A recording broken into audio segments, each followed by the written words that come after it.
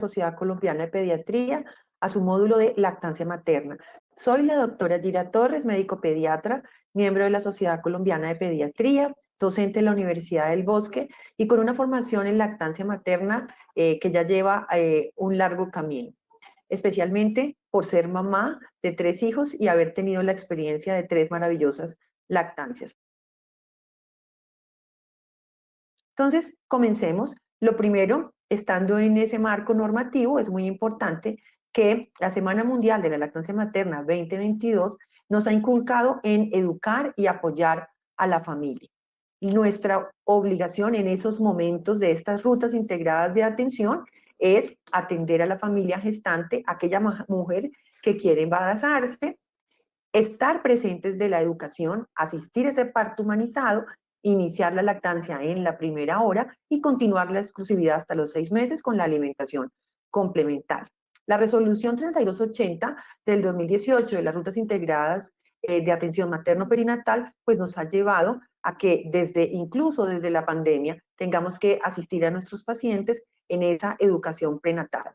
La pandemia también nos llevó a que pudiéramos utilizar este hermoso producto, la leche materna, como una de las mejores condiciones para mejorar la inmunidad de nuestros recién nacidos y de esta manera también disminuir el riesgo de la enfermedad.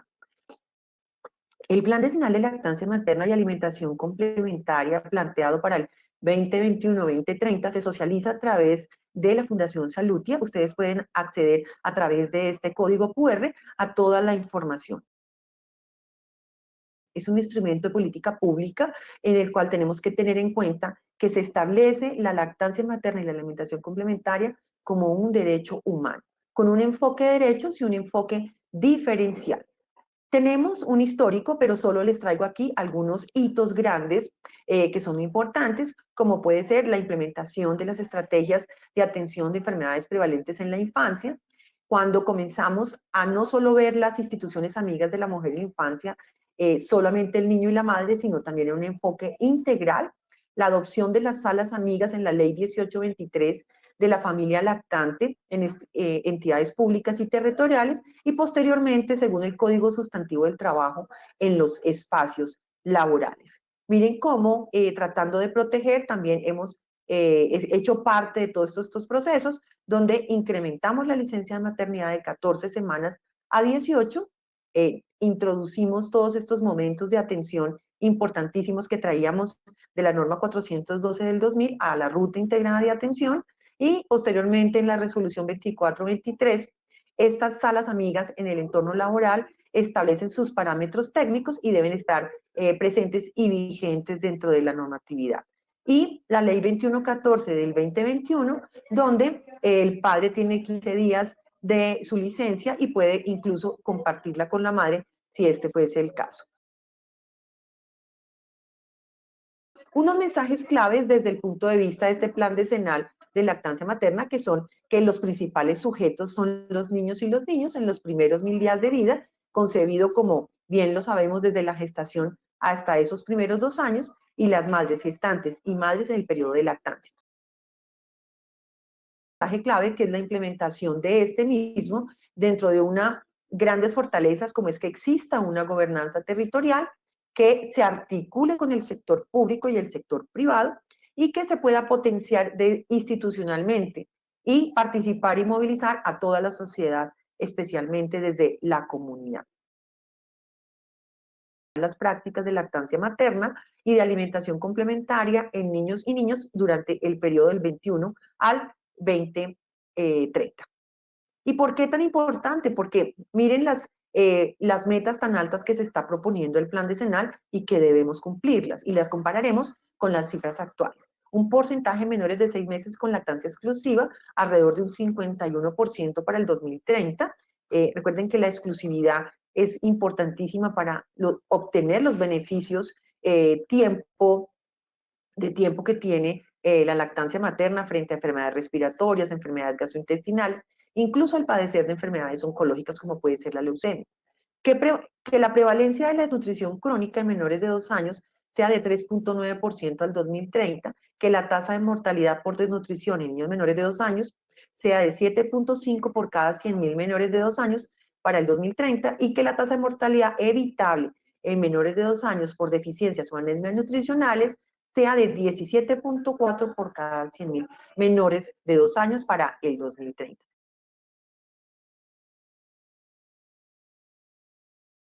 Entonces, si estas son esas metas, tenemos que analizar de alguna forma nuestros indicadores.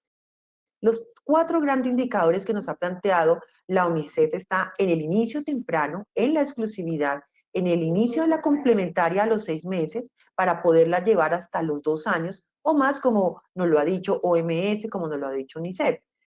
Pero resulta que cuando nosotros nos vamos a ir a analizar qué sucede con esos indicadores, encontramos que uno de los más importantes indicadores que está relacionado con la mortalidad es que no se hace inicio temprano y tampoco se hace contacto piel a piel. Esto hace que obviamente también esté de la mano del incremento del porcentaje de cesáreas, casi hasta un 13% en el 2005, y miren cómo se incrementa un 20% en el 2017. ¿Y qué cosas tendríamos que hacer para que nosotros mejoremos este indicador? Educar prenatalmente en la lactancia materna, atender el parto humanizado, favorecer la lactancia en la primera hora de vida, ese contacto piel a piel y el pinzamiento habitual del cordón. Colombia nos ha venido diciendo, y la OMS así nos ha mostrado cuando nos comparamos, que el indicador que cumplimos en un 45%, en un 72.7% es el inicio temprano, cuando nos estamos comparando con los indicadores a nivel internacional que deberíamos estar en un 45%, o sea, es el indicador que cumplimos en este momento. Esperemos que las estadísticas nos mejoren estos resultados. La lactancia exclusiva de menores de 6 meses tiene un valor de 36.1, que quiere decir que 3 de cada 10 niños son los que se van a beneficiar de la exclusividad. Y si nos comparamos pues con el mundo, nosotros todavía estamos con cifras muy por debajo y estamos poniéndonos que al 2030 estaremos llegando al 51%. Entonces tenemos una gran misión. La lactancia materna continua al año de edad, está en un 52.5, un estándar que está por debajo del internacional en un 74% y una lactancia continua a los 2 años de edad en un 31.6%. Y pues definitivamente de estos 4 indicadores de la OMS, solo cumplimos el primer indicador. Recientemente, la Academia Americana de Pediatría nos hace esta publicación, nos hacía falta esta publicación porque la que los americanos promovían era que pues hasta los 12 meses se podía llevar la lactancia materna, pero por fortuna en este documento reciente ya se alinean a la OMS y proponen dar la exclusividad a los 6 meses y la continuidad a los 24. Pero miren cómo nos van mostrando cualquier lactancia a los 6 meses, a los 12 meses, la exclusividad a los 3 y la exclusividad a los 6 meses, como definitivamente cualquier lactancia, pues sí, cualquier niño lacta de alguna manera, pero ustedes se van dando cuenta que este porcentaje se va disminuyendo cuando estamos hablando de exclusividad. Esos reportes que son para el CDC y que nos los discriminan según grupos étnicos en la población americana, pues son muy importantes porque se asemeja a lo que nosotros podemos estar teniendo en Latinoamérica.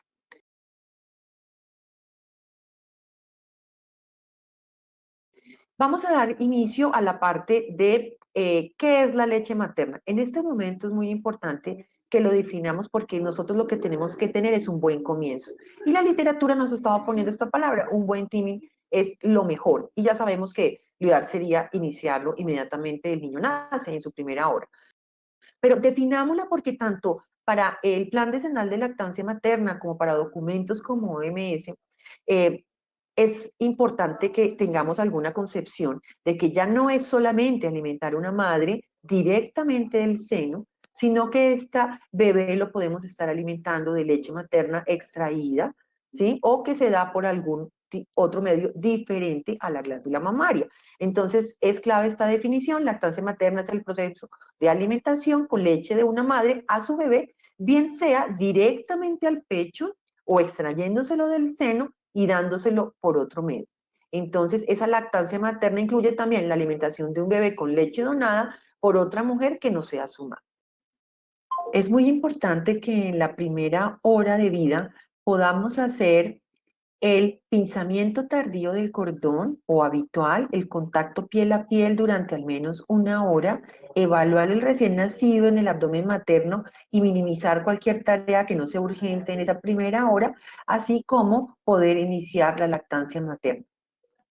La lactancia materna tenemos que tener en cuenta en la actualidad esta clasificación. Leche materna directa, cuando el bebé la puede extraer directamente de la glándula mamaria, o cuando mamá tiene que hacer extracción para la conservación, ya sea en un banco de leche casero o en un banco de leche institucional.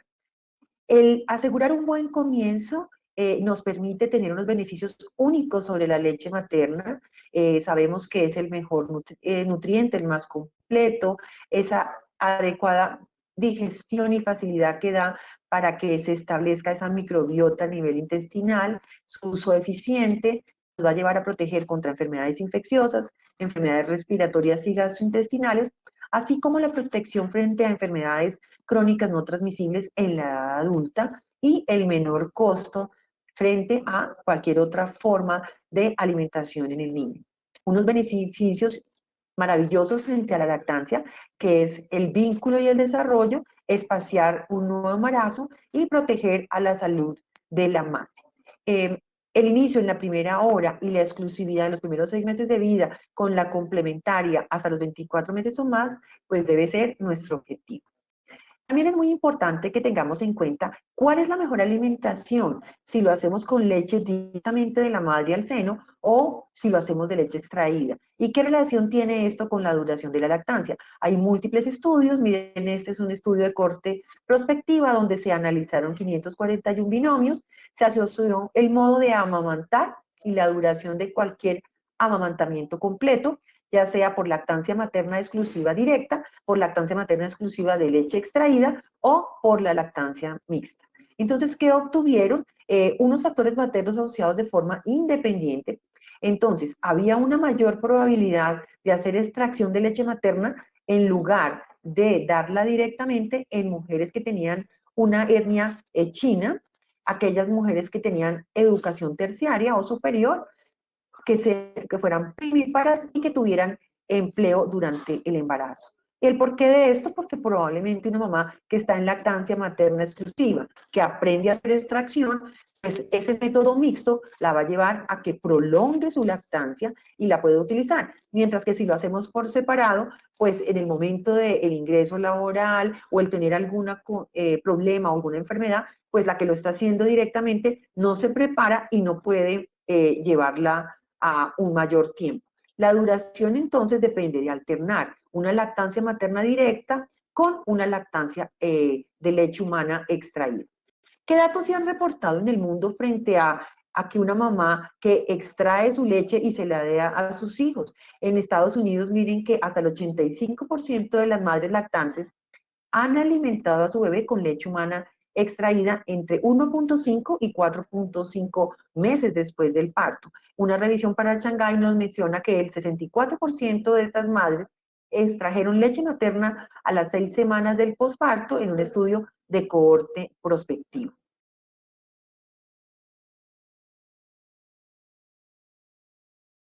Entonces, ¿cómo funciona la leche materna? ¿Cómo está compuesta? ¿Cómo se produce? Nosotros tenemos que tener en cuenta que como maravilloso órgano, la glándula mamaria está compuesta de una estructura juiciosa de 25 a 15 lóbulos con esos conductos galactófaros y esas glándulas de Montgomery que le harán todo el sustento para que con los estímulos hormonales la mujer durante el embarazo se prepare para poder iniciar la lactancia materna en el momento del nacimiento o incluso si así se requiere en el preclaro.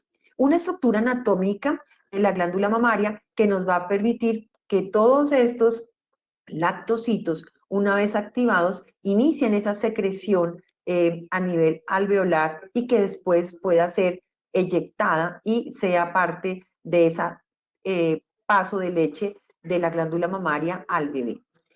Recordar que de la leche materna, esa síntesis se hace de forma directa cuando estamos haciendo la extracción de algunos nutrientes o indirecta cuando lo estamos haciendo a través del paso de esos nutrientes de los capilares sanguíneos. Quiere decir que en el lactocito, ¿sí? Tenemos unos fenómenos desde el punto de vista fisiológico, como es paso, ¿sí? Plasmático de componentes y de células, ¿sí? Vamos a tener unas vías transcelulares donde se va a estar produciendo en ese lactocito los lípidos, se van a estar produciendo proteínas, lactosa, calcio, fosfatos y citratos, agua, iones y también las inmunoglobulinas, que tendrán lugar entonces a la conformación de la síntesis de la leche materna. Obviamente tendremos que tener un estímulo endocrino que va a ocurrir especialmente con la caída de los progestágenos en el momento en que una mujer tiene el alumbramiento, pues después del parto. Recuerden que hay temas muy importantes porque estos datos fisiológicos nos llevan a evaluar que una mujer que tenga una retención placentaria, pues vamos a tener que no haber esa caída de la progesterona y vamos a tener de pronto algunas limitaciones. Lo mismo podría pasar en aquellas otras mujeres que tengan algún otro componente, porque vamos a analizar que existen un problema que puede ser preganglionar, que puede ser ganglionar o que puede ser postganglionar para que se esté dando de una manera adecuada esta activación neuroendocrina de la secreción láctea. Importantísimo que lo conocemos, lo que es el contacto de los labios del bebé sobre el pezón para activar este eje, ¿sí? Y de esa manera también, pues, activar la prolactina y posteriormente que se active la oxitocina. Entonces, ese gran desencadenante lactogénico es la caída de la progesterona y el establecimiento también de unos adecuados niveles de prolactina. Entonces, miren lo que ocurre, porque siempre hemos mencionado que los niveles de leche, ¿se va a producir leche en la glándula o necesitamos de algunos otros estímulos? Esos niveles variables van a depender de la succión del bebé y del ciclo circadiano en la mujer. Miren ustedes cómo a los 90 minutos después de haber lactado, tenemos más o menos 100 microgramos por litro de prolactina, ¿sí? Y una vez se activa la alimentación, a los 45 minutos tendremos un pico de prolactina. Entonces, requerimos de que esté íntegro el eje y que además de eso nuestro bebé estimule esta succión para poder mantener una adecuada producción.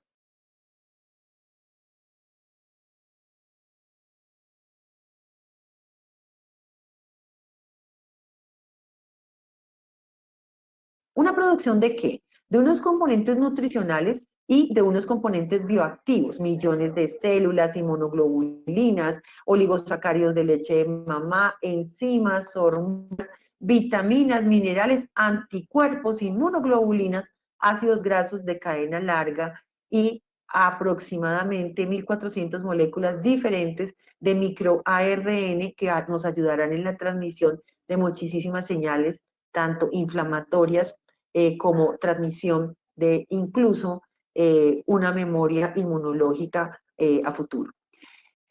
De esos componentes, entonces, esos macronutrientes tan importantes, proteínas, carbohidratos y lípidos, que entendemos tienen una función nutricional, también tienen otro tipo de funciones. Y la idea del día de hoy es que revisemos no solamente ese valor nutritivo, sino también ese valor inmunológico que tienen estos grandes componentes de la leche materna. El 87% de esa composición es agua, 7% lo aporta los carbohidratos, la lactosa, 3,8% la grasa y un 1% las proteínas. Estos macronutrientes, si nosotros los estamos comparando la leche humana con la leche de vaca, pues entonces tendremos muy similar en la composición del agua, pero la lactosa tenemos 65 gramos por litro y estos son partes de los hallazgos que siempre hemos querido tener como en consideración y es que el contenido de proteínas de la leche de vaca excede al de la leche humana y es esto, digamos, el cuidado en el balance nutricional que nosotros tenemos que hacer, porque pues esto es lo que puede forzar un riñón inmaduro en un prematuro o en un lactante. Entonces, lactosa, lípidos, carbohidratos de leche de mamá, que también están presentes en un porcentaje considerable, y proteínas hacen parte de una pequeña alicuota de leche que podemos analizar, tanto de esa leche que la mamá le está transfiriendo al bebé como aquella que estamos haciendo extracción.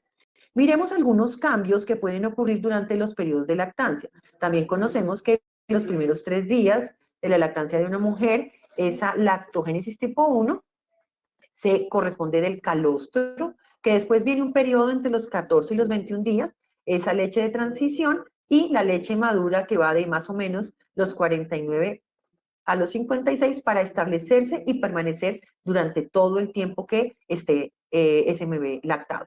Entonces, ¿qué hay que tener en cuenta? Que las composiciones pueden variar entre un bebé pretérmino a un niño al término, tanto en proteínas, en carbohidratos, como en grasas y como en energía. ¿Qué suponemos que es súper importante?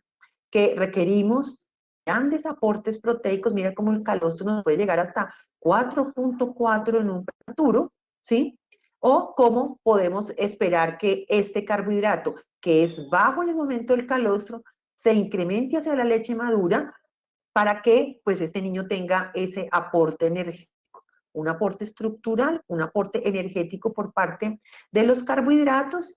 Ya hablaremos un poquito más de la lactosa, y respecto pues a las grasas, la importancia que es estos ácidos grasos de cadena larga, todo este aporte desde el punto de vista lípidos que van a ir a ser parte de nuestras membranas, de nuestras células, de esos endotelios que van a participar en las 3 grandes funciones cerebrales: el pensamiento, la visión, la audición y todos esos procesos cognitivos superiores, así como también pues el manejo de la mielinización en el niño. Y aporte energético, que también vamos a ver cómo puede llegar el calostro a tener un gran aporte energético de 71 gramos por decilitro, ¿sí? Como en el niño que está lactando y ya tiene una leche madura, se mantendrá estable. Concentraciones que cambian, pero que son indispensables en el momento de cada fase del crecimiento y del desarrollo de nuestros niños. Estos componentes, no solo nutricionales, sino aquellos bioactivos, factores antimicrobianos, hormonas, citoquinas, enzimas digestivas, transportadores, factores de crecimiento y otra cantidad de sustancias importantísimas que van a hacer parte de modular esa respuesta, tanto desde el punto de vista antimicrobiano como desde el punto de vista antiinflamatorio, teniendo pues sus representantes, especialmente las proteínas, lactoferrina, lisozima, los oligosacáridos de leche de mamá, el complemento, las inmunoglobulinas y algunas mucinas, y antiinflamatorios con ese efecto tan importante antioxidante, lactoferrinas, prostaglandinas, factores de crecimiento, factor activador plaquetario y otros. Entonces, ¿qué pasa cuando nosotros tenemos esa leche humana y que la vamos a extraer? Porque tenemos que definir claramente qué está pasando también con este bebé, que en la actualidad se está beneficiando más, no solo de la directa de la madre, sino de aquella que yo voy a extraer para conservar. Entonces, ¿cuál es esa leche humana extraída? Entonces, es aquella que se extrae manualmente o que se extrae a través de una bomba y que la vamos a administrar con biberón, cucharita o taza, y que puede ser de su propia madre o de una madre donante. Y aquí nos viene esta sigla que es la leche humana, ¿sí?, de madre donante y pasteurizada, que tenemos que tener en cuenta que es la leche que en ocasiones podemos utilizar del banco de leche. ¿Y por qué? Porque vamos a tener nuestro niño que va a tener algunas situaciones especiales, la separación transitoria de ese bebé de la mamá, como puede ser una hospitalización, la ausencia de la madre, la pérdida del bebé. Entonces la madre en su periodo de, digamos, de duelo puede, hay unas madres que así lo hacen, donan leche en los bancos, o el trabajo y el tiempo que deseamos tener de la exclusividad de la leche materna. Entonces, viene aquí un tema y un concepto importantísimo. La mayoría de estos son estudios observacionales, que es el TIMI. ¿Cuándo iniciar la extracción de leche humana? ¿Sí? Entonces, se menciona que entre más temprano iniciemos la extracción, más prolongaremos la lactancia, incluso por encima de las 40 semanas. El porqué de esto es que se estimulará de alguna manera más activamente esa lactogénesis tipo 1, ¿sí? Que dependerá definitivamente de ese tejido mamario que esté preparado para la producción de leche y que tendremos que esperar a que se dé esa producción hormonal, porque ese desencadenante que ya habíamos mencionado, que es la caída brusca de esa progesterona con el incremento de los niveles de prolactina, pues la que nos va a favorecer. Pero acuérdense de otra cosa. ¿Recuerdan cuando estamos reanimando un bebé y que decimos que está hipotérmico, que el niño está alejado de la mamá? Entonces, todo el estrés que nos va a generar ese cortisol, tanto en la madre como en el bebé, pues nos va a llevar a dificultar. La mamá no produce, desequilibra todo su eje y el bebé pues no va a tener un buen tono, se va a ver alterado fisiológicamente y no va a succionar. Entonces, esos niveles de prolactina postpartos son similares en la mayoría de las mamás así no mamanten. Entonces, pareciera que es muy importante el inicio de la succión, el contacto piel a piel, ¿sí? El parto humanizado para que esto se dé. Una de esas grandes conclusiones que nos dan la mayoría de estos estudios es que son necesarios para obtener un aumento en la producción del volumen de la leche, ese inicio, el timing, el inicio temprano, menos de 1 hora, la extracción de leche, la succión eficaz y el control de una patología materna. ¿Por qué? Porque a veces no nos ponemos a pensar en que pueden haber problemas de la madre preglandulares, todos esos temas, como les dije, retención placentaria, falta de prolactina hipoficiaria, una hipogalactia, glandulares, la diabetes, el estrés, los procedimientos quirúrgicos, la mamoplastia reductora, la insuficiencia del tejido mamario y posglandulares, que pueden ser problemas de extracción de leche ineficaz o poco frecuente, y los altos niveles de sodio en los primeros 3 días de vida. Esto es algo también que es clave e importante, y es que el calostro tiene altos contenidos de sodio en los primeros 3 días. Y esto puede conllevar a que no se active rápidamente la lactogénesis tipo 2. Y esto solo se va a dar incrementando el volumen de agua en la leche, en la glándula mamaria. Entonces, esto se puede dar fácilmente con la extracción. Y miren aquí algo de eso mismo, también estudios observacionales. Incremento la producción de leche, tanto de macronutrientes y micronutrientes en los primeros 8 días.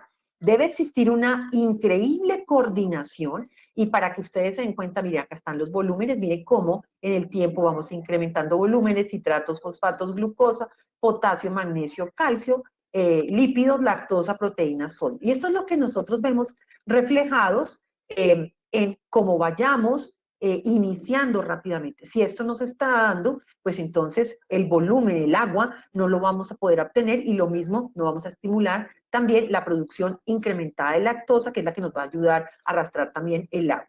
Entonces, influye la extracción de leche en el momento y en la magnitud de la lactogénesis. Miren, en este estudio, estos son momentos, la madre, digamos, es el calostro, es el sodio, y aquí, ¿qué pasa con estas variaciones cuando se le hace bombeo, ya sea manual o ya sea mecánico? Entonces, nosotros tenemos que ir articulando que esa leche humana, que es un fluido dinámico, que cambia según la gestacional, la lactancia, que dentro de una misma toma de una madre a otra, dependiendo geográfico, racial, la vía del parto, factores genéticos y nutricionales, pues obviamente nos van a llegar a que nosotros podamos ver pequeños volúmenes de calostro, ¿sí? Con características claves de tener ese alto contenido de los betacarotenos, ¿sí? Esta leche de transición, algo cremosa, aguada, y ya está completamente espesa, más blanquecina, que nos va a estar dando estas características dependiendo de su contenido de lactosa, de proteínas y de grasas, y obviamente también de agua. Y convirtiéndose en una leche que pasa de esa lactogénesis tipo 1 como leche tipo calostro a una leche madura. ¿Qué tiene que ver desde el punto de vista en esta composición con la inmunidad? Miren lo importante, alto contenido proteico, ¿sí? Que nos van a ayudar a la defensa en el organismo, y posteriormente los volúmenes que se van a ir incrementando de la mano de la lactosa, de la mano de la grasa, ¿sí? Y miren aquí cómo podemos pasar de muy pequeños volúmenes a grandes volúmenes hasta casi 1200 desde el calostro hasta la transición. Y miren acá otro tema importante que tiene que ver. Si yo inicio la extracción de leche materna, ¿sí? ¿Qué pasa con el volumen? ¿Qué pasa con el momento de esa lactogénesis en niños que son muy pequeñitos, de muy bajo peso al nacer, especialmente los niños menores de 1500 gramos? Entonces, miren cómo en esos estudios, la mayoría que ocurría al 4.º día de vida, ¿sí? Que casi iban a producir leche, ¿sí? Iba a estar reducidos los volúmenes, pero iba a haber un incremento más o menos al cuarto día, ¿sí? Y si usted retrasa el inicio de la lactancia, ¿sí? Va a haber afectado el volumen al cuarto día, si se pasa de más de 6 horas. Entonces, eso nos hace ver que es muy importante que lo iniciemos en la primera hora, pero ¿qué pasa? Que igualmente, si yo voy a continuar lactando, pues sí voy a seguir produciendo, ¿verdad? Miren que sí se produce leche después de las 6 horas, pero lo ideal y lo importante es que no dejemos pasar la primera hora de vida porque en el cuarto día tendremos el mayor, digamos, como pico de volumen de esa fase inicial. ¿Y qué es lo otro que nos puede estar impactando en este momento? Que acá es donde más se presentan las dificultades de la lactancia, especialmente por la baja producción. Pero ¿qué pasa cuando el bebé succiona? Cuando el bebé inicia la extracción de ese volumen, ¿sí? El niño en un acto de amamantamiento inicia la succión rápida en salva, ¿sí? Es un concepto que, digamos que fisiológicamente es claro, tendremos mayores volúmenes extraídos en las fases iniciales y el niño en la medida que va succionando va jalando mucho más grasa, más energía. Y es que por eso es que hemos hablado que las leches de inicio tienen gran contenidos de agua, ¿sí? Y las leches de final tienen menor contenido de volumen expresado, pero que tiene mayores contenidos de grasa. Y es así como pasan las grasas de 2.8 gramos por 100 decilitro hasta casi llegar a 4.8 a 8.7 por decilitro. Entonces la succión es muy importante para el mecanismo de la producción y también de estimular esa composición de la leche variable y funcional durante una tetada, y las sensaciones de saciedad que el bebé pueda tener puede estar relacionado también a ese alto contenido de grasas, y el vaciamiento, pues sabemos, nos contribuirá a que podamos mejorar esta situación. ¿Qué pasa con la lactosa? La lactosa también en los primeros días tiene unos contenidos que son un poco menores, 30 gramos por litro, y miren cómo los vamos normalizando a partir del tercero y el cuarto, y va muy de la mano de la expresión, de la succión y de esos volúmenes. ¿Qué cosas son importantes frente a los carbohidratos en la leche materna? Miren que se observa que la mayoría de poblaciones son independientes a la etnia y al estado nutricional. La leche materna siempre tendrá un adecuado aporte de lactosa, pero miren un tema que es importante. Esa concentración de esos carbohidratos está asociada potencialmente a la adiposidad materna, más no al número de carbohidratos que esa mamá coma el día de hoy. Entonces, muy probablemente la reserva energética que tiene esa mamá es la que nos va a contribuir al aporte adecuado de lactosa, que lo requerimos en el niño y que pues es indispensable, ustedes saben, para la absorción especialmente del calcio, del hierro, del zinc, y que pues hace parte también como sustrato desde el punto de vista energético, ya que se hidrolizan glucosa más galactosa, y que esa pequeña parte de la lactosa se fermenta fisiológicamente en el colon, pues ayudará a contribuir en la producción de esos ácidos grasos de cadena corta que van a contribuir también a la motilidad intestinal. Tenemos otros cambios en la concentración de algunos otros carbohidratos, como son los oligosacáridos de leche de mamá, que en el calostro están entre 20 a 25 gramos por litro, y que en leche madura dinámicamente van a disminuir y se van a mantener. La mayoría de la concentración de estos carbohidratos que están representados especialmente por el 2-glucosil lactosa ayudarán de una manera muy importante en mecanismos de defensa, de establecimiento de la microbiota y también de la respuesta inmunológica de nuestros pacientes. El cambio en el volumen respecto a la producción de leche humana, entonces lo hemos mencionado, el calostro 100 mililitros en 24 horas, hasta llegar más o menos del primer día a los 8 días, o incluso hasta ya la leche madura después de los 6 meses, en una producción entre 750 a 800 mililitros en 24 horas, que como también es importante recalquemos, no es importante los volúmenes, sino la concentración y la capacidad de sintetizarla, la que hará que el niño crezca, no solamente los volúmenes que la mamá esté aportando. La síntesis de la leche, entonces dijimos entre 700 y 800 durante una lactancia, pero el volumen real de leche va a depender de que hagamos o no hagamos la extracción, no solamente que mamá ingiera líquido, sino que ella tenga una adecuada nutrición y un adecuado estímulo, será lo que nos va a ayudar a esto. Y por eso les decía, se ha demostrado que los volúmenes de ingesta de leche está relacionado con el crecimiento del lactante más que con el contenido energético que éste pueda tener. Cambios en las concentraciones de las proteínas. Hemos hablado que en el calostro la proteína hace parte de nuestra respuesta inmunológica, ¿verdad? Que haya protección, ¿sí? Y tenemos más o menos 80 gramos por litro que puede estar presente en los primeros días y cómo disminuye y se mantiene durante todo el tiempo de la leche madura. Podemos encontrar también estos mismos cambios dependiendo de la edad gestacional. Suponemos que nuestro niño, según la edad gestacional, si es un pretérmino o es un niño a término, ¿qué requerimientos va a tener? Pues tiene mayores requerimientos proteicos. Miren cómo en la primera semana puede estar en 2.9, ¿sí? Y ya para la semana número 8 baja a 2.1, pero en un niño a término a la octava semana podemos tener 1.1 gramos por decilitro en comparación. Y también tenemos que puede haber una diferencia entre esas concentraciones. Aquí ustedes lo ven comparativamente, ¿sí? Como tendríamos el pretérmino, más o menos 2.7 a 3, y como el niño a término entre 2 y 2.3 en las proteínas, y que va a depender, obviamente es una variable dependiente de ese tiempo.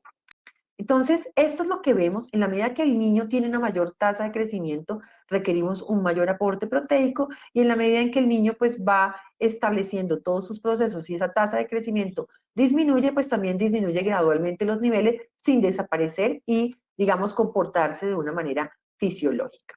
¿Qué cambios en la composición de la leche humana frente a algunas enfermedades crónicas están definidos en la literatura? Entonces se ha mencionado que frente al sobrepeso, las madres tienen mayores niveles de grasa y de energía, bajos niveles de proteínas, el contenido de grasa de la leche no cambia, pero tiene una mayor cantidad de grasa saturada y reducidas de omega 3 en una proporción frente a los omega 6. Frente a la madre con diabetes mellitus sabemos que tiene una menor concentración de lactosa y de grasa incluso, y recuerden que tendremos un retraso en esa lactogénesis tipo 2, entonces por eso estas mamás, aparte de que el niño nace con todo ese estímulo hiperinsulinémico, pues entonces tenemos que estar muy pendientes del acompañamiento del hijo de una madre diabética, no solamente por eso, sino por el retraso en esta lactogénesis tipo 2, y que obviamente el pobre control glicémico de este niño, si tenemos un problema de tono, pues esto va a reducir obviamente que se produzcan unos volúmenes adecuados. Las madres hipertensas se ha mencionado que tienen proteínas totales más altas, tanto en el calostro como en la leche madura. Se menciona que frente a madres desnutridas, o sea, la desnutrición materna, entonces las madres desnutridas tienen la misma proporción de proteínas, de grasas, de carbohidratos que las bien nutridas, pero estas madres podrían producir menos leche. Y pues estamos hablando de que es indispensable el volumen de administración de la leche para estos bebés. Entonces, la provisión de alimentos suplementarios sería capaz de mejorar esta producción, y es muy importante que se haga una atención particular en aquellas madres que tienen problemas de desnutrición. ¿Y qué sucede cuando hacemos dietas inusuales? Que hay alto riesgo de anemia megaloblástica severa, las madres vegetarianas y las madres veganas, con incluso componente neurológico o anomalías por deficiencia de la vitamina B12. Entonces, el comité de EBSCAN recomienda la suplementación de estas madres con vitamina B12, que sería muy importante. ¿Qué pretende entonces que demos una lactancia en la primera hora, que lo demos de alguna manera adecuada en el momento de nacimiento? Poder establecer esa microbiota intestinal, porque es que en ese feto, ¿sí? Ese intestino, esa vellosidad intestinal inmadura, pues se verá, digamos, beneficiada de esas bacterias que van a pasar a través de esa ruta enteromamaria, o sea, todas esas microbiotas que ayudará al sistema del lactante, al metabolismo de nutrientes, a una fusión de barrera intestinal y a una maduración del tracto digestivo, conocido como esa ruta enteromamaria que se establece en el momento del inicio del calostro que pasa al intestino, ¿sí? Que pasa también a través del intestino de la madre, ¿sí? Al torrente sanguíneo, a través de esos linfáticos, y que va a llegar a la glándula mamaria para que el niño pueda tener una microbiota ideal. ¿Y qué sucede? Que cuando se da una lactancia materna exclusiva, esa microbiota pues se va a colonizar de bifidobacterias, de bifidobacterios bífidos, bifidobacterium longus, brevis, infantis, llevando a una reducción adecuada de ese pH intestinal, inhibiendo la colonización de bacterias patógenas y de aquellos gram negativos. Entonces digamos que se realiza esa primera colonización adecuada del intestino.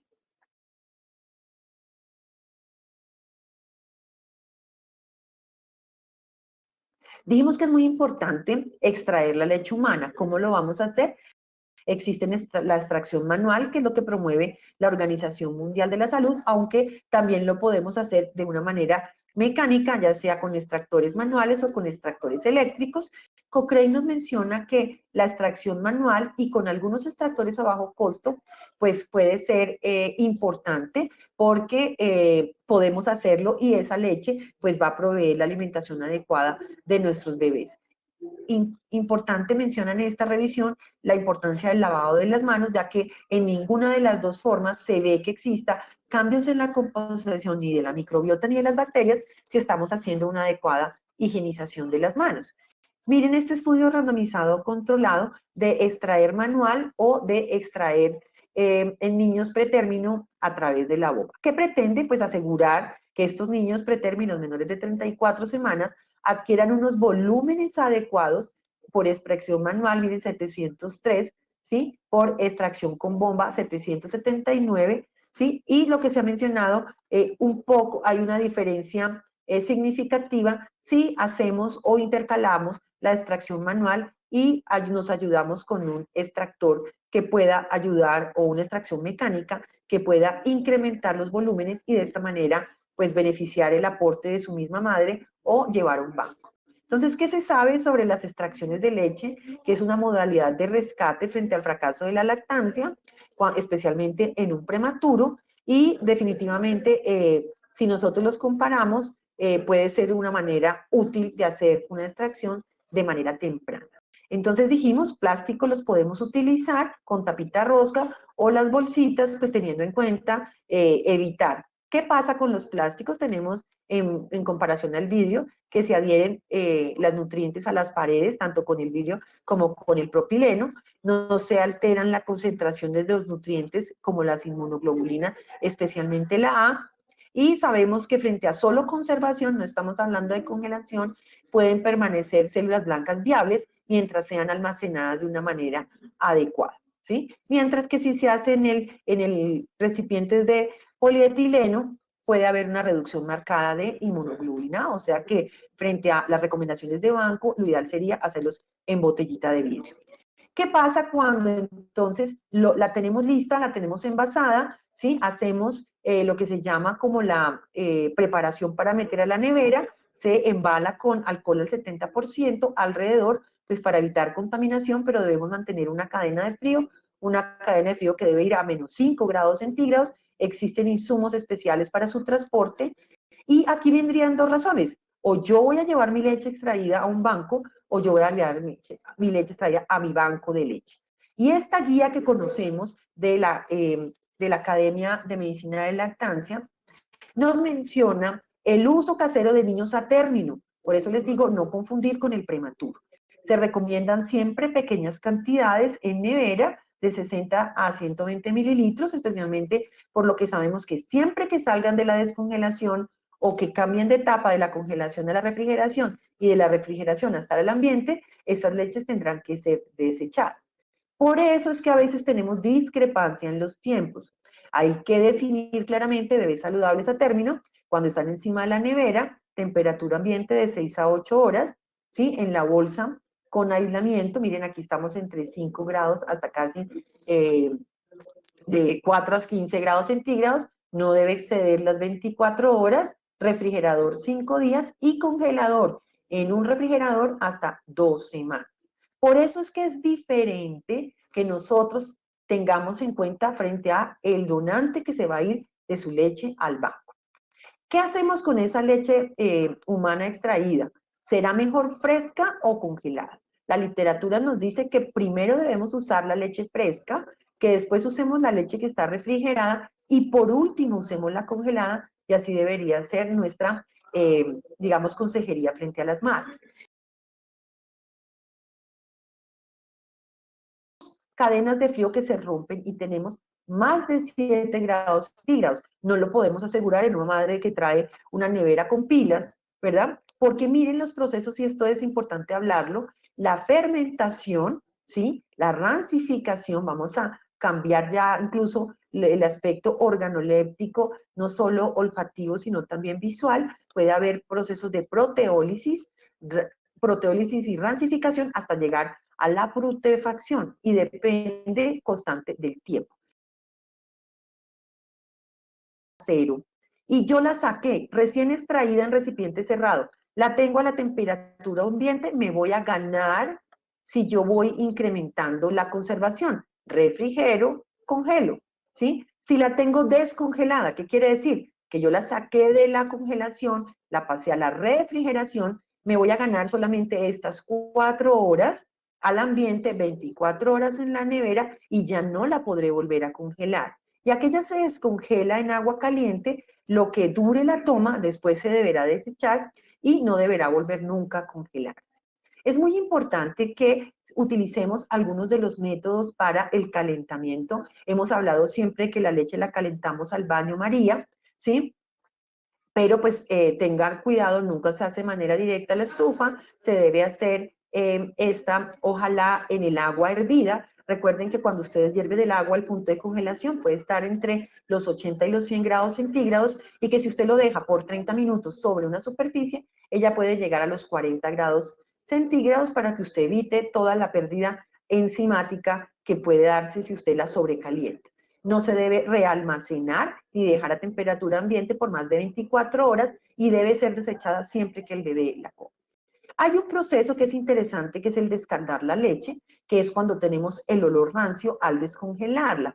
¿Cómo evitamos que esto ocurra? Antes de ir a la refrigeración, antes de ir a la congelación, se debe calentar la leche, se espera que se pongan unas burbujitas o una ligera espuma, y se lleva rápidamente a la refrigeración. Dijimos, debe estar por debajo de 5 grados centígrados, y se pasa rápidamente a la congelación, y esto evita, porque pues aunque eso no es perjudicial para la salud, puede molestar y puede rechazar. ¿La calentamos en microondas? La respuesta es no. Se deben usar los microondas, se deben evitar el uso de los microondas. Las razones científicas han sido porque no hay un calentamiento homogéneo, puede afectar de una manera negativa la actividad bactericida de la leche materna, y algunos autores se mencionan que el calentamiento por las ondas del microondas degrada la inmunoglobulina A y la lisozima, altera el sobrecrecimiento de E. coli. Como usted la calentó un poquito y la va a dejar afuera al ambiente, entonces hay mayor crecimiento de E. coli. Otra de las razones por las que no se debe hacer es porque pues, han sido reportados, aunque son casos anecdóticos, están claramente definidos en la literatura, la quemadura con el microondas. Entonces, definitivamente, el microondas no debe ser utilizado. Y si yo sobreproduzco leche y quiero donar, ¿qué tengo que hacer? Pues existen redes, en Colombia funcionan los bancos de leche humana, alrededor ya casi de entre 28 a 32, no todos están funcionando en este momento, pero cualquier madre que alimente a sus hijos con leche materna y tenga un excedente puede ser una potencial donante, ya sea porque lo dona para su hijo hospitalizado o porque está desde casa. Recuerden que esa cadena de frío de esa leche que yo congelé, que yo refrigeré en mi casa, nunca debe estar menos de 5 grados centígrados refrigerada, y nunca a menos de 3 grados centígrados de leche congelada, y que tampoco debe pasar más de 6 horas entre que se entrega hasta que llega al banco de leche. Entonces, una premisa muy importante es no confundir la leche materna fresca de un recién nacido a término con la conservación de leche humana pasteurizada para un banco de leche en un niño prematuro o en un niño enfermo.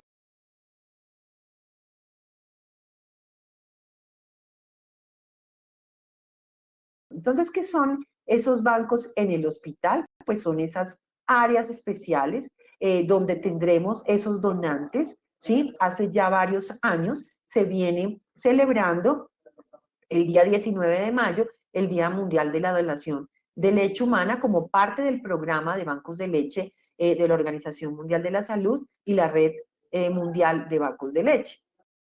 La leche humana extraída fresca puede cambiar de color. Entonces, miren, desde el punto de vista, creo que es más académico, cómo podemos encontrar esa leche color amarillo cuando tenemos un alto de contenido de carotenos, como es en el calostro, o azul cuando es una leche acuosa en la transición, cuando tenemos rosado que puede haber presencia de algunos fitonutrientes. Lo puede ocurrir también cuando está verde, aunque si está hemática, pues tenemos que tener consideración de que puede ser sangre o es roja. Y esta que es nuestra leche blanca, que hace parte de una leche o cremosa, de una leche de madura para el tiempo. Les estaba mencionando que estos son los tiempos y siguen siendo vigentes frente a la Red Nacional de Bancos de Leche Humana. Cuando quiero ser donante de banco, 4 horas a temperatura ambiente, 12 horas refrigerada entre 2 a 8 grados centígrados y lo ideal o lo óptimo es que esté a 5 grados centígrados y congelada 14 días a menos 3 grados centígrados. ¿Por qué? Porque esos son los tiempos requeridos para poder pasteurizar la leche y continuar su proceso de almacenamiento en el banco.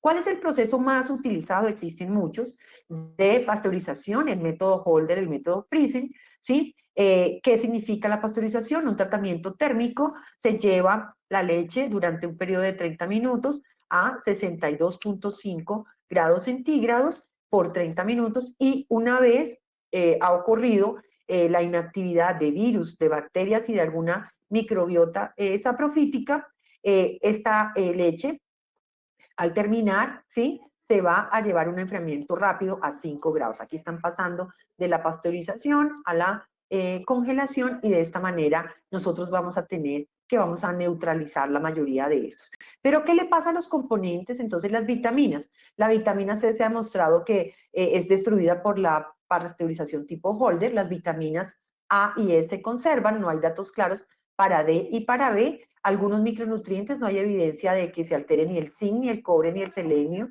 ni el magnesio, ni el yodo, ni el molibdeno, ni el bromo. El hierro disminuye en un 6.5 después de una pasteurización tipo Holder y es un cambio estadísticamente significativo, pero pues que digamos que no se considera problemática en un bebé prematuro porque a la verdad sabemos que vamos a suplementarlos. Los carbohidratos y los oligosacáridos se menciona que se mantienen estables, que no cambian, y las grasas sí reportan una reducción en un 5.5%, ¿sí? Después de la pasteurización, y una vez también se ha llevado a cabo la estabilización térmica de la leche cuando van en infusiones de equipos de alimentación o equipos plásticos, puede ocurrir adherencia a las paredes con ruptura de ese glóbulo de grasa. Las proteínas no pierden ni la calidad ni la cantidad y se menciona que esa carbonilación que se produce dentro de la pasteurización puede afectar la lactoferrina como proteína. Entendemos que los componentes vivos, como son las células, la congelación, muchas de ellas son llevadas a ruptura celular y a apoptosis, ¿sí? Esas proteínas también, miren cómo se menciona que a menos 20 grados centígrados por 90 días se mantienen de una manera estable y casi idénticas entre la leche fresca a la leche congelada. Entonces, en estudios experimentales se ha obtenido adecuados aportes de caseína, alfa-lactoalbúmina, lactoferrina e inmunoglobulina G e inmunoglobulina M. Entonces, se menciona de un factor protector de las temperaturas bajas para inhibir el crecimiento bacteriano mientras tengamos una buena actividad de esas proteínas. ¿A quién entonces le vamos a dar esa leche humana extraída de los bancos de leche humana? Entonces está indicada para los neonatos hospitalizados en cuidado intensivo, niños que requieran y se beneficien los bajo peso o los recién nacidos de muy bajo peso al nacer, los prematuros, los niños enfermos por enfermedades infecciosas sépticos, los desnutridos con diarreas recurrentes, alergias a las proteínas de la leche, neonatos sometidos a cirugía. Los bancos siempre van a suministrar leche pasteurizada. La leche humana pasteurizada se va a entregar con una prescripción médica hecha por el neonatólogo, el pediatra o la nutricionista, que obviamente incluya todo eso que es diagnóstico, calorías. Recuerden que para ingresar a un banco hay unos requisitos que no fueron motivos de esta revisión. ¿Y qué hacemos cuando hay leche humana extraída de la misma mamá? Es la única excepción de la pasteurización. Quiere decir que es la leche que está entre el banco, pero que no la hemos pasteurizado porque se la vamos a dar a su propio hijo. En ese caso, se realizará una extracción supervisada y se suministrará en el menor tiempo posible, que no exceda las 12 horas, tiempo en el cual tendrá que llevarse a la refrigeración. ¿Qué dosis le vamos a dar de leche humana pasteurizada de madre donante? Entonces se menciona que pues idealmente tenemos unos volúmenes fisiológicos en el prematuro, ¿verdad? Que será el médico el que haga los cálculos posibles, casi que dando lugar a que la prescripción sea muy exacta, ¿sí? Y que idealmente deberíamos administrarlo, y eso es lo que se pretende, tanto la lactancia materna exclusiva como la leche de madre donante. Cuando recibe otra cosa diferente de su propia leche, ¿sí? De esa mamá, pues se debe hacer una extracción manual o con bomba para mantener o incrementar ese posible suministro de leche. Esta en el reporte técnico de la Academia Americana de Pediatría nos proponen que la administración de gel de dextrosalar para controlar la hipoglicemia disminuye la necesidad del uso de alimentación suplementaria y minimiza la separación materno-infantil antes de tomar otro tipo de decisiones. ¿Y qué hacer con el prematuro? Pues es el que, digamos, que más se beneficia cuando la leche de su mamá no está disponible, la tiene contraindicada. Un metaanálisis de Cochrane de 11 ensayos en recién nacidos prematuros de muy bajo peso al nacer dejan la leche materna de madre donante como única dieta o como suplemento a la leche materna, mostró que protege contra enterocolitis necrotizante, pero no hay, pero sin diferencia frente a otros resultados. ¿Qué quiere decir? Pues no frente a hemorragia intraventricular, frente a otro tipo de condiciones, solo y específicamente frente a enterocolitis. La leche humana de su propia madre o de la madre donante en banco pasteurizada va a favorecer el establecimiento de esa flora intestinal o de esa microbioma intestinal en el prematuro cuando lo comparan con alimentaciones especiales para prematuros. Los datos son muy claros y se menciona que la leche materna debe.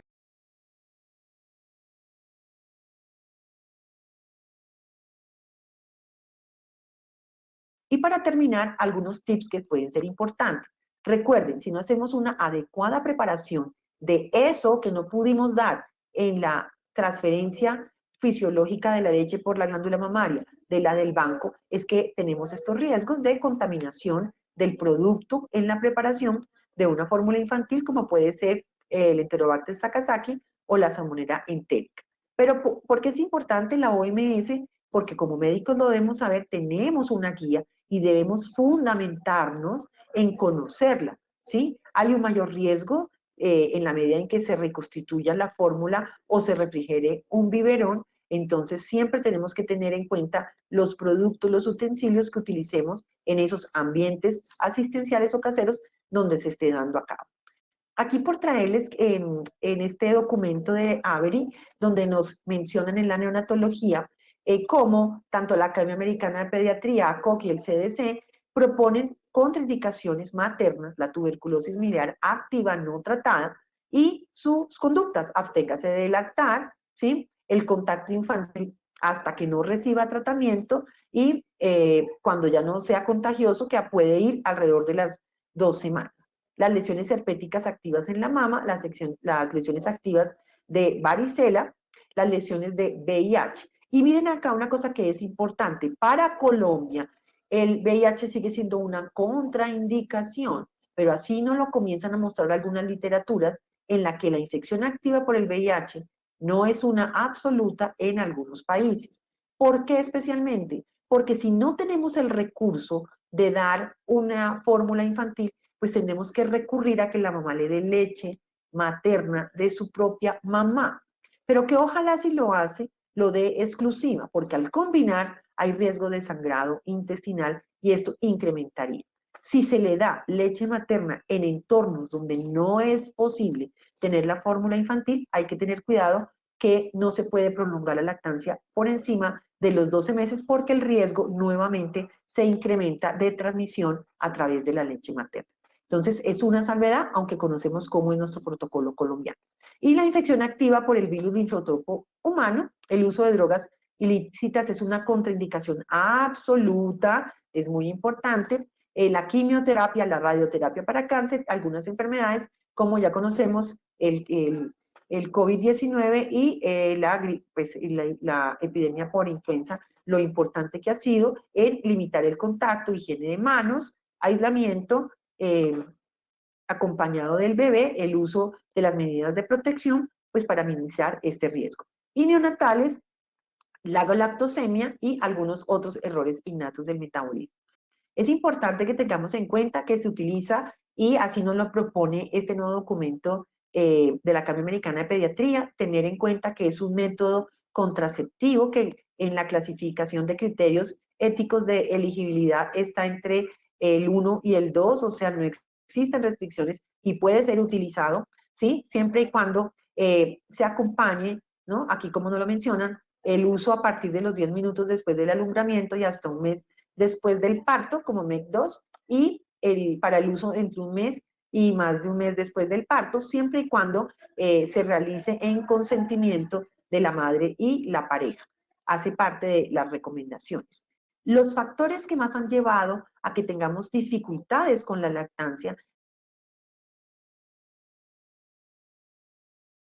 son el anatómico, las enfermedades crónicas de la madre, las alteraciones que pueda tener como descritas como dificultades para el amamantamiento, el parto por cesárea, los partos múltiples, la separación madre-hijo y algunos traumas del pezón, el dolor y la congestión.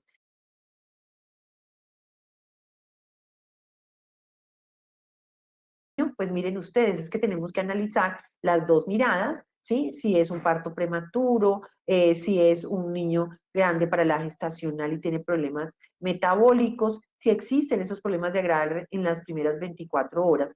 Pero no podemos dejar de evaluar anatómicamente el bebé para descartar alteraciones congénitas, lo que una micrognatia, una secuencia Pierre-Robin, labio y paladar hendido, la macroglosia, la anquiloglosia, la hipotonía, porque de todo esto, la separación del bebé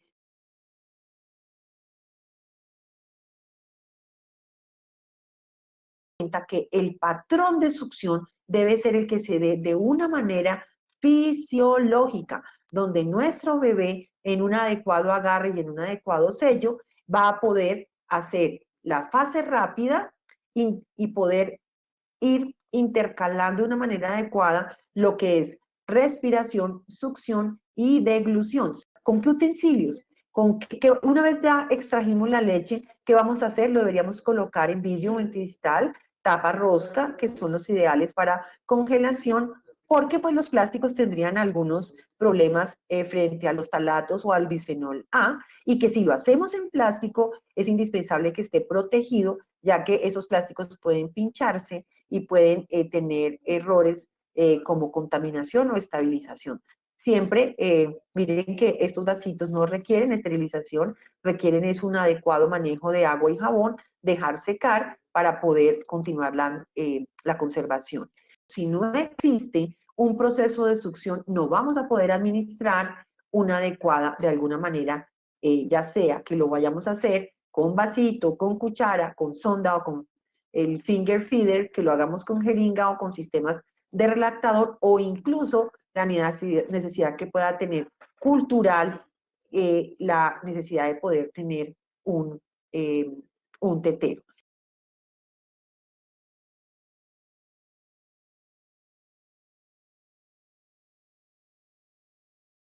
Existen y cada uno de ellos tiene una recomendación particular. Siempre estimular el reflejo de la succión para que se pueda dar cualquiera de estos procesos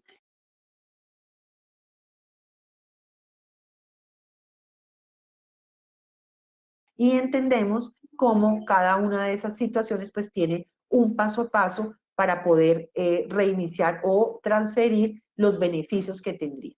Definitivamente el Código Internacional de Sucedáneos desaconseja el uso del biberón para la administración, pero otros documentos, nos dicen, mire, en la actualidad, y así lo refiere el Plan Decenal de Lactancia Materna, hay modos de lactancia que tenemos que tener en cuenta y que existen diversas dimensiones biopsicosociales en las que tenemos que estar de mente abierta, porque lo que consideramos que era algo anecdótico, paleolítico, ¿sí? Probablemente en la actualidad, diría yo más prehistórico, es ver dando un papá y cómo se beneficiaría un bebé de el que paterne un padre a ese bebé durante la lactancia.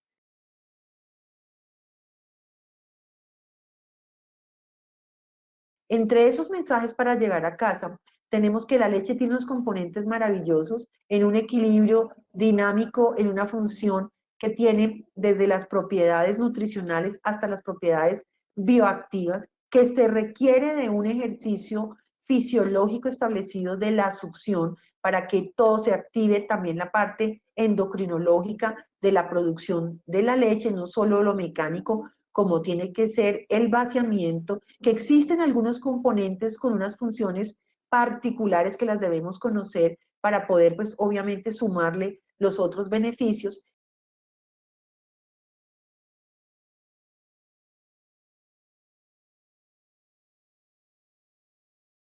Estamos hablando en la actualidad, ya no podemos decir que el amamantamiento, la lactancia materna, es solamente que el bebé agarre el seno.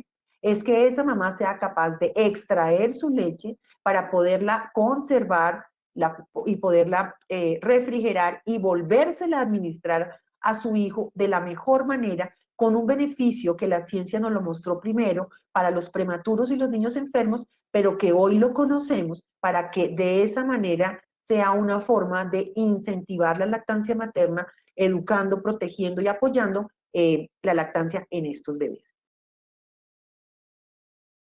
Muchas gracias.